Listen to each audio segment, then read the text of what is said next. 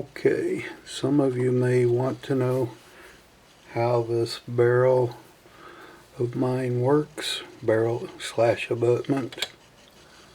Here's my little pointer. Okay, here's your fill tube. BBs fill up there, about 40 of them. Turn the corner here. This is the abutment. This is a magnet with a concave side to it and a flat side to it. This is glued into the abutment. Very simple, really. The air chamber is right here. When you shoot the gun, fills with air, out the barrel. Okay, this end here has to have a plug in it, or nothing's airtight. So I have been using these little rubber plugs off of peg hooks. Very simple.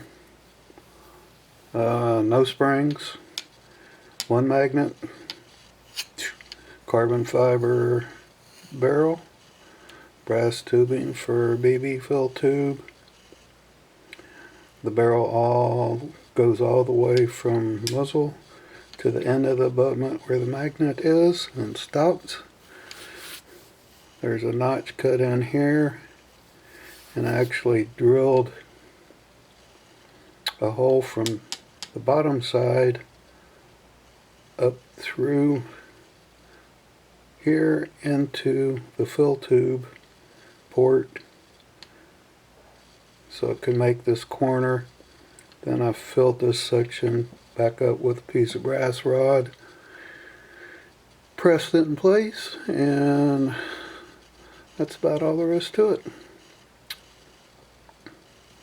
No rattles, no springs, one magnet. I have not had one misfire out of about 300, 400 BBs. It shoots consistently over 400s with cobalt spring. Probably about 400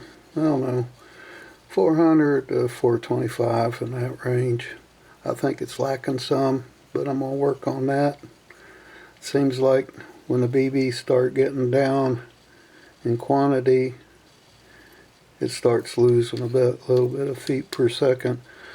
But I think that's because when you shoot it, the air fills up both of these chambers, and it's just harder for the air to get around the stack of BBs, so it takes the easiest way out. That's my theory. Maybe somebody else has a better theory and a better reasoning for it. So that's the particulars on the barrel abutment filler tube of my little stubby Red Ryder. Comments are always welcome. See you next time.